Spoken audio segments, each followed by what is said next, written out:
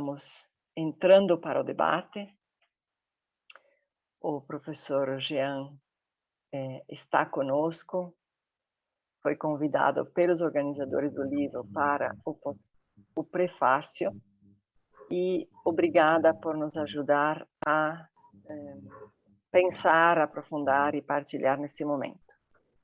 O professor Jean Richard Lopes é doutor em Teologia Bíblica pela Pontifícia Universidade Gregoriana de Roma e professor de Sagrada Escritura na Pontifícia Universidade Católica de Minas Gerais. Coordena o grupo de pesquisa bíblica e interpretação Linguagens na Escritura. Professor, obrigada. Com você a palavra, ajuda-nos a começar a debater. E com você, quem mais quiser ir tomando a palavra sem microfone por escrito, vamos reservar esses últimos 20 minutos para interlocução multilateral. Obrigada por começar. Com você a palavra, professor. Obrigado, Carmen, antes de tudo pelo convite que me fez de poder participar deste evento tão importante, digamos assim, do lançamento oficial do livro, que já está lançado, mas que precisava ser solenemente lançado, como essa sessão de hoje, não é? Eu aproveito também para agradecer ao professor Padre Leonardo, à professora irmã Elisângela, por terem me convidado para fazer o prefácio desse volume.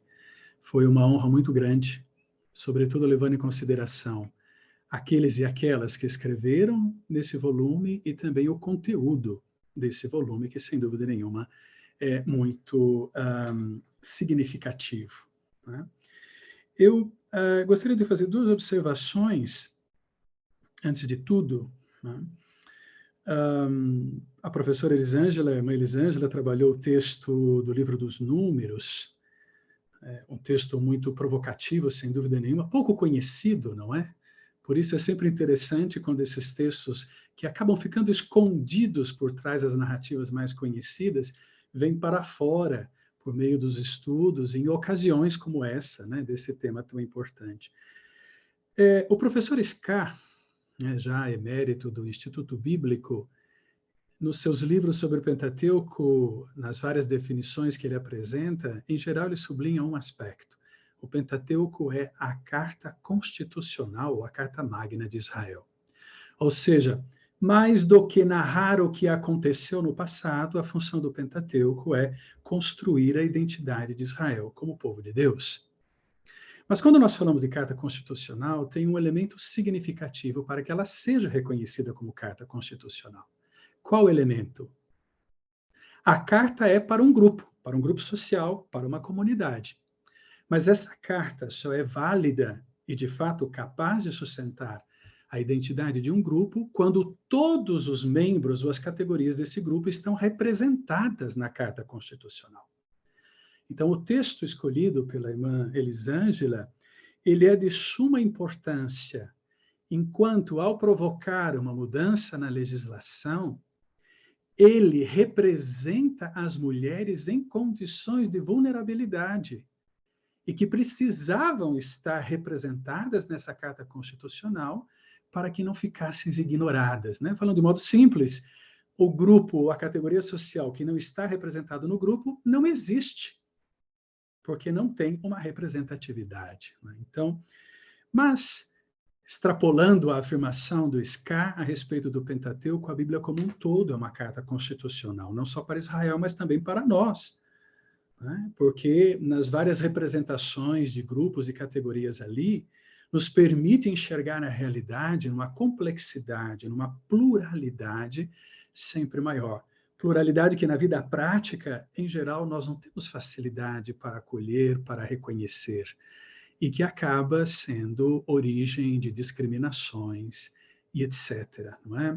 Portanto, as filhas Zelafoed é um nome difícil, né, de pronunciar, a gente sempre erra aí as vogais, Ruth e tantas outras mulheres, elas são essa representação dessa força. As mulheres na Bíblia têm uma presença tremendamente significativa, são muito discretas, porque aparecem pouco, a Bíblia é fortemente masculina, não é? Mas, cada vez que elas aparecem, elas carregam uma força tremenda.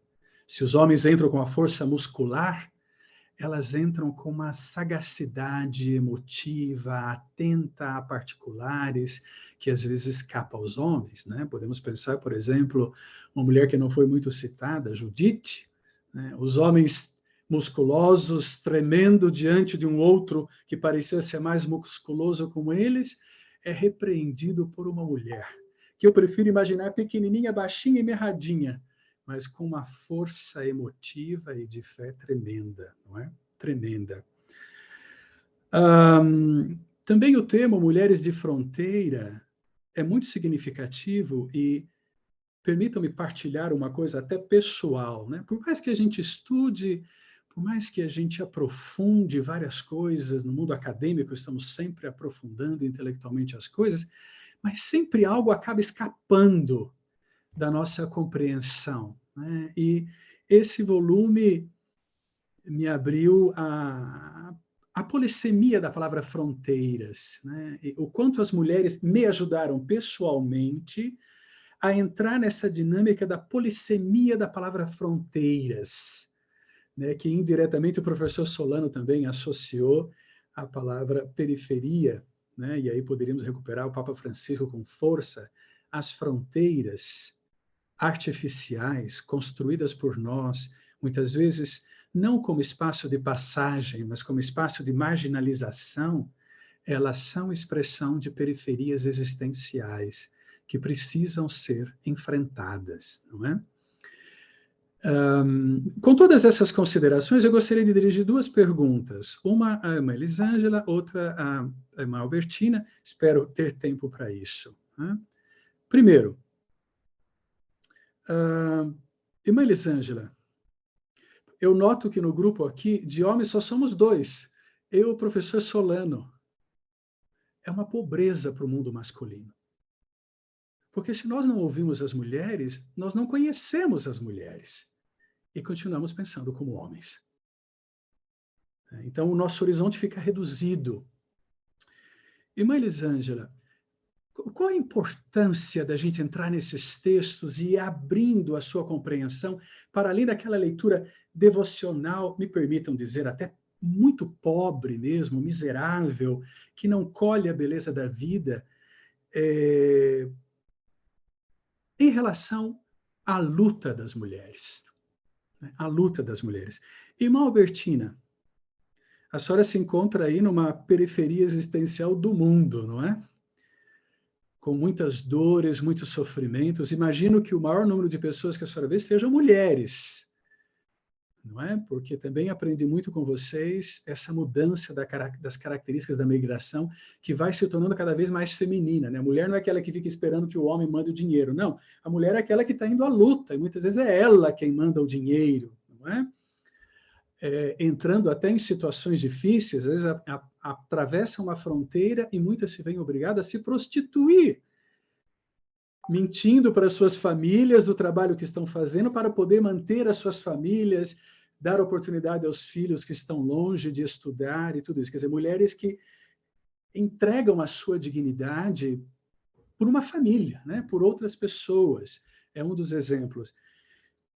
Como religiosa, como mulher de fé, nesse contexto, como que a senhora vê a presença da Bíblia? A palavra de Deus aí, os textos bíblicos, consegue ser luz um pouco nesse ambiente?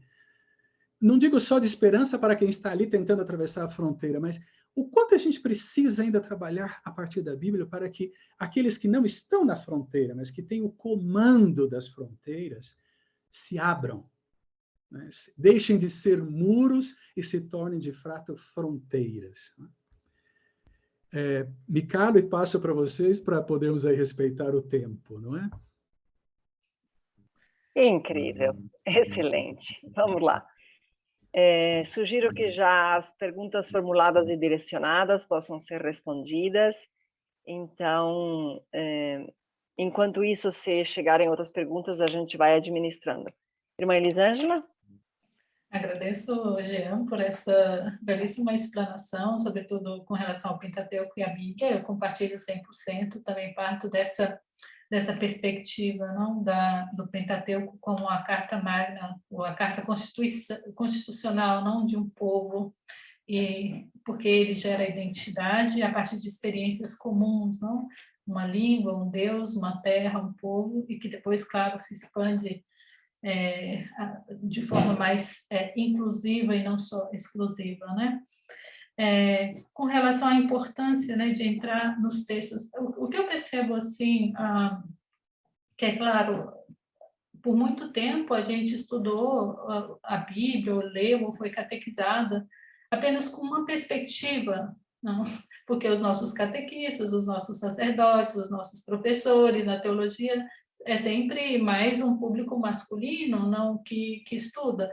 E certas leituras a gente precisa ter a sensibilidade, como diz o próprio Scar, não? O texto ele forma os seus leitores. Então, quando a gente está lendo o texto, a gente se identifica com certos personagens, com certas histórias, e o texto vai transmitindo também uma mensagem, não?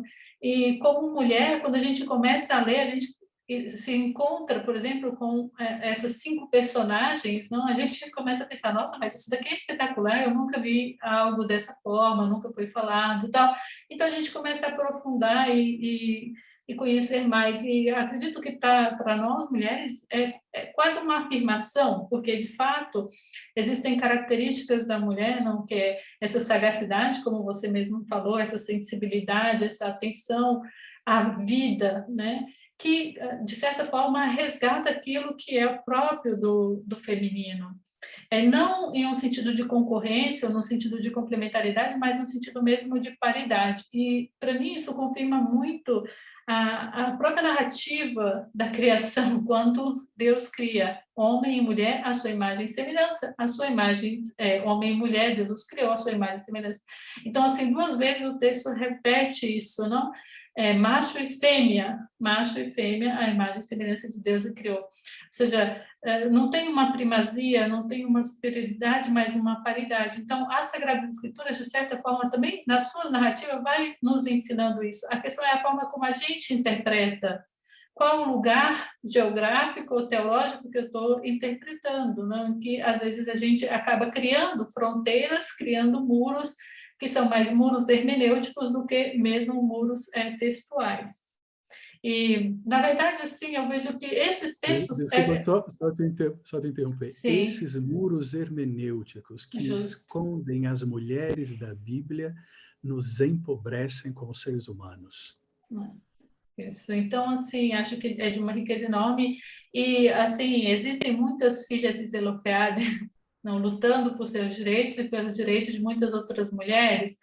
Quando eu coloquei também essa dimensão da fronteira, foi justamente essa dimensão mais abrangente. Não é só a fronteira física, mas ou a fronteira legal, mas existem muitas outras fronteiras que, no passado, no presente e no futuro, as mulheres precisam enfrentar, ou enfrentam hoje, principalmente as mulheres migrantes, como nos apresentou a irmã Albertina.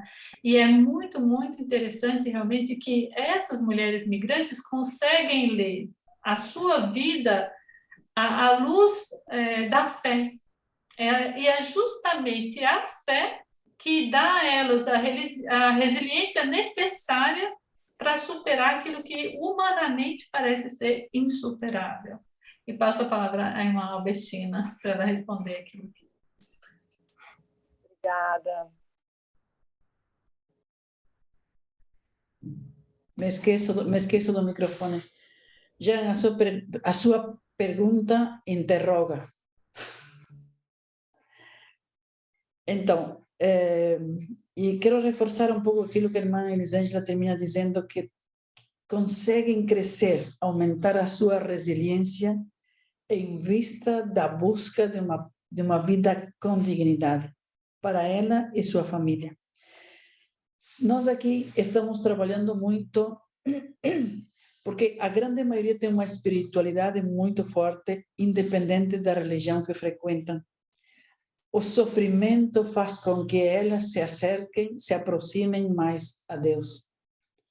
Ainda não conhecendo muito de Bíblia, ainda não conhecendo muito de teologia, porém Deus é o seu defensor. Tratamos como elas são muito sofridas e maltratadas pelo homem, estamos fazendo um trabalho muito intenso com textos do Evangelho, onde elas podem perceber como Jesus trata as mulheres. E muitas se identificam com os próprios textos. Revivem sua história a partir desta interpretação e falam de suas histórias comparando o texto com a vida que elas levam.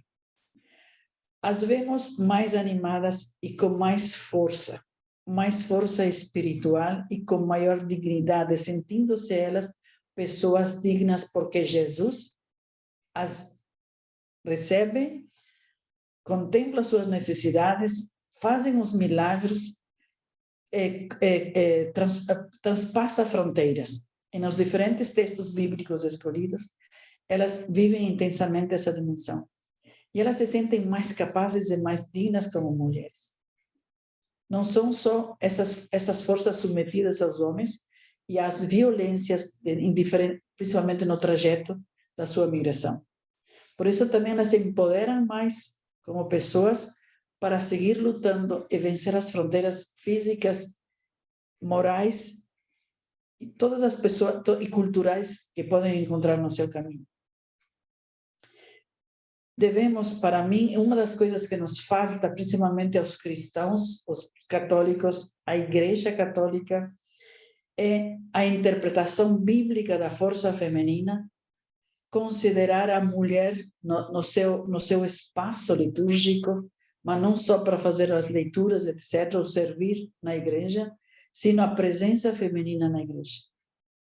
Nós estamos numa igreja de fronteira, construída por populações migrantes, netamente migrantes. Só da segunda ou terceira geração são nascidos aqui, porque todo mundo vem de outros lugares. Muita gente deportada que terminou aqui, porém, a igreja não vive, não constrói sua pastoral em base a estas realidades. É uma situação muito discrepante, não sei se essa palavra vale ou não. Uma esquizofrenia pastoral?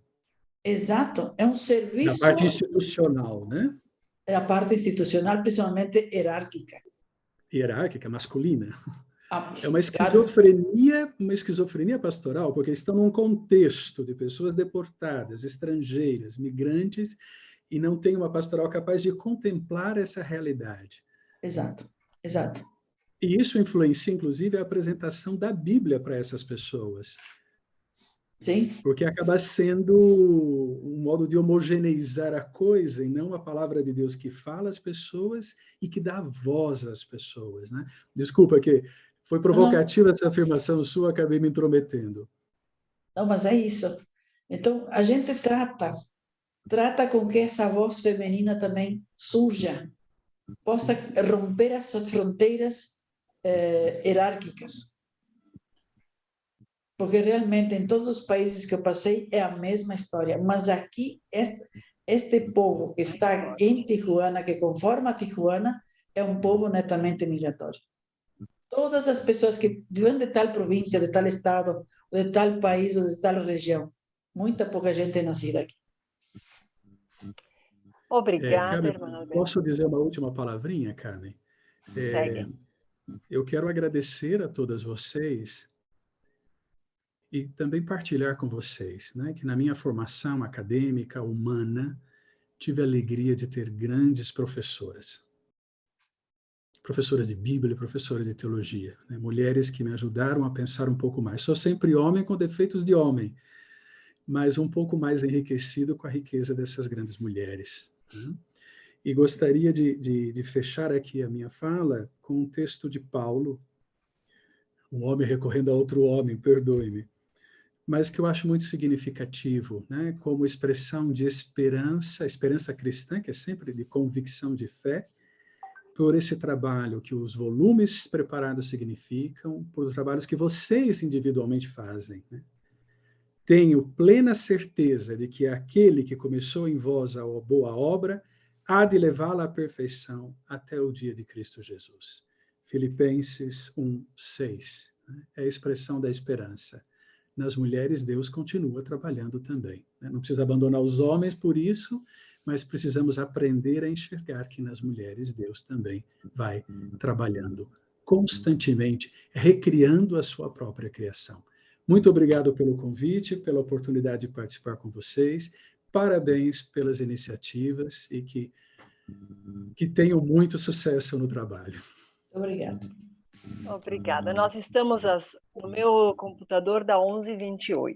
Eu ainda tenho algumas falas deixadas no chat que eu vou ler, ao menos as mais longas, se caso alguém perdeu, e uma pergunta do Roberto que vai fechar o debate, com a qual eu também vou fechar essa fala. Antes ainda de tudo isso, eu vou lembrar que, a série Ecumene segue, nós já temos os 2 volumes nos 2 idiomas no site do CESEM e da CLAR. O site do CESEM a Giana divulgou ali, de qualquer forma, se por acaso esquecem, é cesem.org.br/ecumene. Nesta página se abrem os 4 livros, e aí você seleciona o que você quiser. Nós temos o edital do volume que estamos preparando esse ano, que será sobre pluralidade religiosa e migrações, um tema exigentíssimo, com Paulo Eti e a irmã Marileda Baggio. E a terceira informação, os livros da série Ecumene, publicados até então, existem também em versão impressa em português. Se alguém necessita da versão impressa, entra em contato com o CESEM pelos vários canais que a gente conhece. Então, aqui temos o Padre Leonardo, que, como tinha avisado, teve que sair, como havia dito, com lamento, preciso exodar-me da sala e migrar para outra fronteira. Obrigado pela oportunidade excelente, continuação da apresentação do 2º volume, abençoado domingo no Senhor, Padre Leonardo. A Fátima Vicari, leiga missionária escalabriniana de Curitiba, um grande abraço para todos e todas, especialmente as irmãs Maria do Carmo, Janete, irmã Neuza Mariano e Albertina, encantada com as falas, grata pela oportunidade. A você, Fátima, e a todos os leigos, nosso abraço. Edvin Zomal Gonçalves, do SPM de Roraima, mulheres, crianças e minorias são as mais afetadas na migração forçada. Desde os tempos bíblicos existem grandes mulheres lutando por justiça e igualdade, você é um exemplo disso, irmã Albertina. Ele escreveu logo após a sua fala. E também a irmã Inês Vieira Ribeiro, a presidente da CRB, teve que se ausentar há alguns minutos. Agradeço o convite e a atenção. Obrigada, irmã Albertina, pelo belo testemunho. Preciso sair, estou no outro evento. Abraço a todas. Também o professor Solano foi chamado, não estava previsto, chamaram ele para... Vejam ali a Inês, excelente evento. Perdi tudo. Vocês viram aí a mensagem? Acredito que seja a irmã Inês, né? Obrigada, irmã Inês. O professor Solano teve que se ausentar e deixou uma saudação.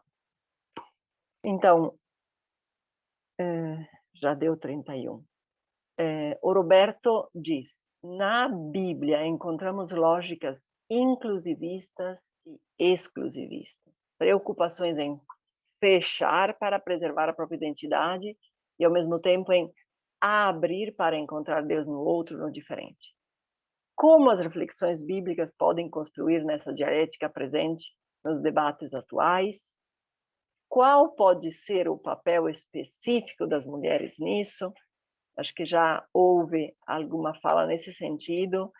Se alguém de vocês que está ainda conosco, irmã Elisângela, irmã Albertina e professor Jean, se quiserem dar uma palavra sobre essa provocação do Roberto, rapidinho, eu ainda mantenho o microfone aberto.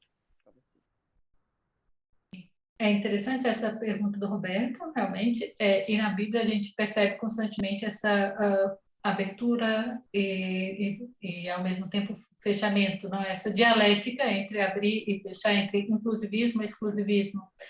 E é justamente dialogando com as mulheres que a gente percebe isso de uma forma muito interessante, porque, por exemplo, Judá da tribo de Judá, o epônimo da tribo, se casa com uma mulher estrangeira quando ele não deveria casar, transgride a lei, mas se casa.